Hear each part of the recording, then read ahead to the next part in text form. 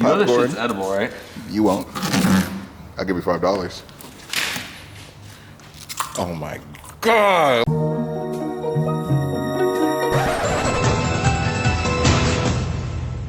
Weekends at the Donut Garage. I only came here because I need as much seat time as I can get. Since my S13's broken, we got drifting set up on this, but there's someone here on the weekend who isn't normally here. Look at this guy. What are you doing over here? You know it's the weekend, right? You're supposed to be chilling. Every time I get to work on this thing. What? You'll realize. Were you living in this thing? Is that the truth about this car?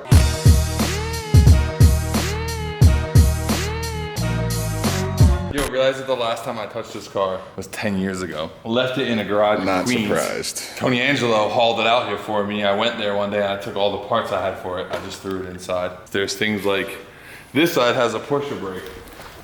Porsche? This side has no brake. Just like kind of stopped working on it midway through. No calipers in the rear, like little ass, small ass brakes back there. Well, those are the tiniest little Johnnies I've ever Those seen. are the stock ones. Back here is just sort of like a mix of stuff. Like I already have a clutch for it. These are just like, look, there's that missing brake. Just dream parts. So these are all just dream parts. Yeah. So today I'm gonna go through, pull everything out. The joke is that it's an hour and a half from done, but it's not. It was an hour and a half from done like 10 years ago, and now I forgot everything that I've done. I forgot everything that still needs to be done. Okay. You go underneath, there are bolts that are just loose for no reason. Okay, so you didn't come here exactly to work on it. No, I'm gonna start something.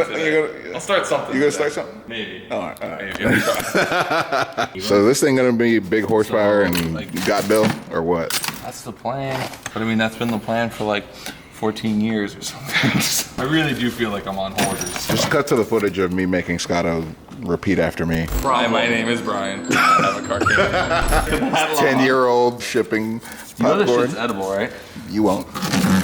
I'll give you $5. Oh my God. What? $5. I get, just cut to Pat Gooden's $5. He's got my $5.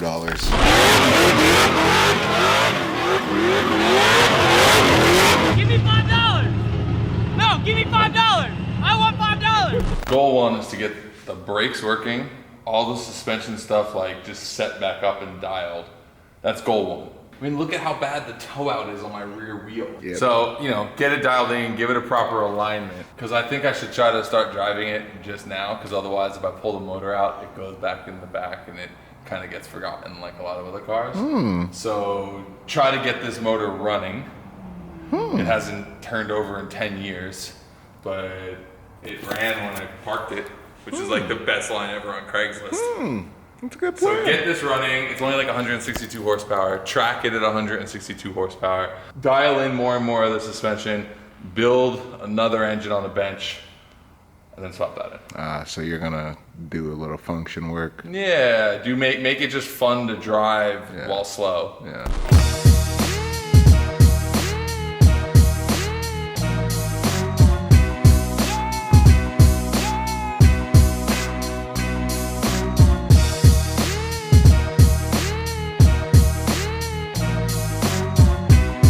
I think today, just to get kind of started, I'm gonna go through and spanner check everything. So just check everything for tightness, see to make sure everything's like torqued from frame mounts to A-arms, all the suspension stuff that's gone in. I won't worry too much about the struts because this thing obviously still needs an alignment. So the coilovers are kind of just as they are right now. Part of spanner checking a car is actually figuring out what torque settings we should put it to. I know that not everyone here is super into doing torque specs.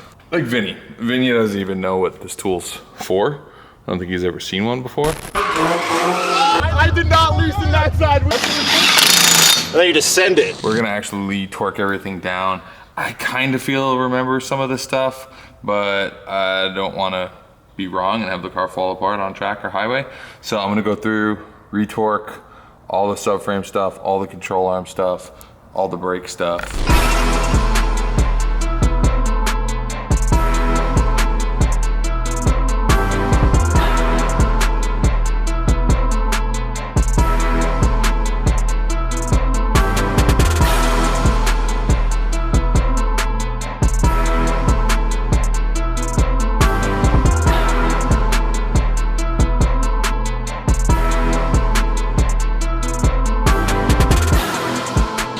bunch of the hardware on this car is just completely wrecked. So while I would normally recommend that you go and buy all new hardware, this is just like a quick little trick. It's kind of common sense, but like my dad taught me when I was way younger. So you see how that one's just super rusty and kind of cruddy? Yeah, you might want to buy a new bolt. I want to get this thing back together and I'll replace this another time. I'm gonna blast it with some PB blaster. Take a used kind of older nut, kind of just thread it in, super tight. I barely turn it with my finger. Hit it with a little mini impact. Obviously, if you have a tap and die set, you could kind of chase this to clean this up instead. It's definitely the more professional way to do it. This is certainly the backyard shade tree mechanic. I want to put bolts that are old and rusty back in my car, but I want to at least try to clean them up a little bit. So let's just kind of chase some of the dirt out of it.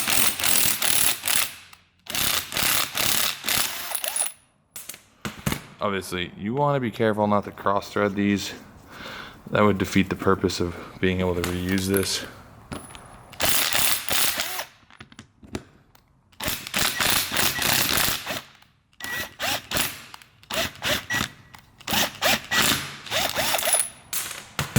Since this is like super dirty and super gritty, I'm actually just gonna throw it in the impact. Put a little Scotch-Brite on it.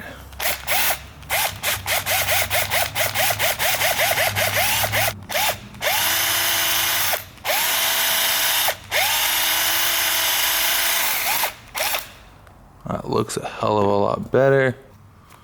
Now it actually spins on. It's like way better. Sweet, I will 100% put that back in my car. Hopefully at some point I'll change it out, because if you look, these are pretty mangled, but honestly that's just because those are what ride against the inside of the rear spindle. So yeah, that's it. If you want to go really over the top, you know, you could like clean some of the rust off, but Hurt would just paint it gold and make it look cool. So got the front brakes installed. Obviously they're not plumbed or bled or anything like that, because I still got to do the rears. Tightened up a bunch of stuff over here, went through, tightened up our ball joints. I torqued everything up front, so that should all be good. I think, I don't know, I kind of want to do big rear brakes as well. So look at these little things, and they're not even vented. Look at those, they're just solid rotors. I'm gonna look on some websites and see if I can find a new big brake kit, get some matching Porsches out back. I'm sure someone in like Latvia or Hungary makes it, because it seems like all the cool parts for these cars are now out of Eastern Europe, which is funny because these wheels are actually out of Eastern Europe. These are made in Russia.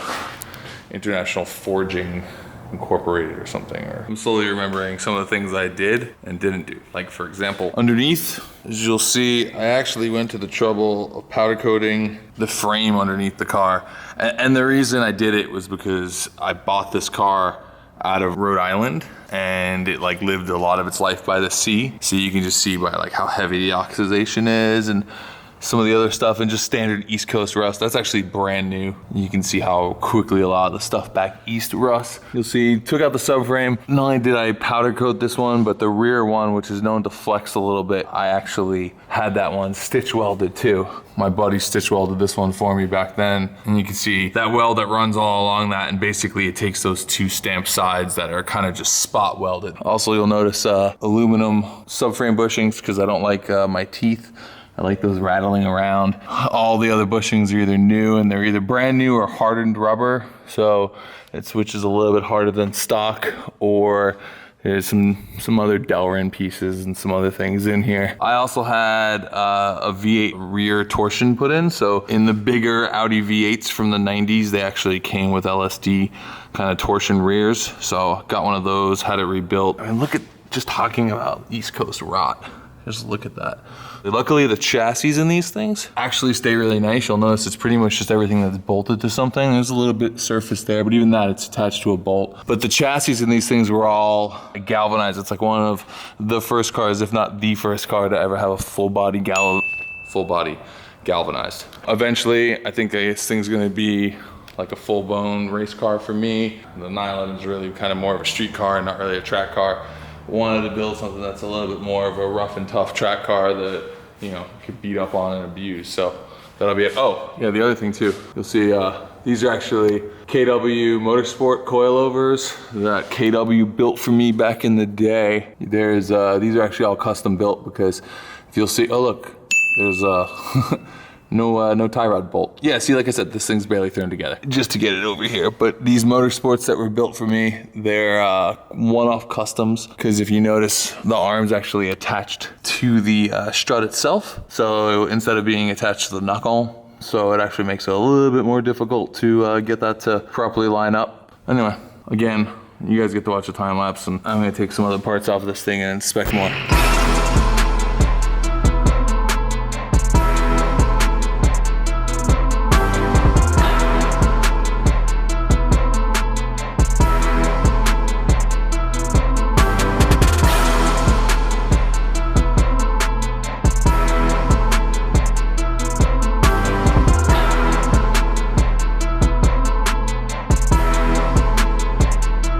It's dark out.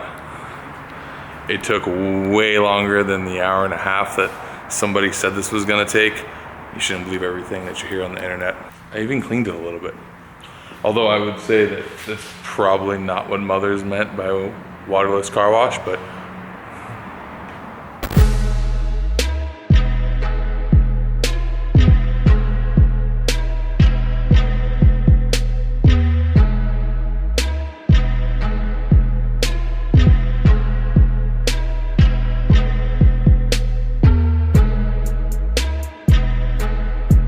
oh yeah, next up, we're gonna try to make it run. Try to get an engine that hasn't ran in 10 years to start. We'll see. Well, privileged enough, Brian came in to work on his 10-year-old vehicle, and needless to say, he didn't finish it, and it's still not running. So we had to go find a steering wheel in order to put it on, just to move his car out of the way so we can do our job. Thanks, Brian, really appreciate it. Good job. Incredible. Brad's crab walking a car that doesn't even run.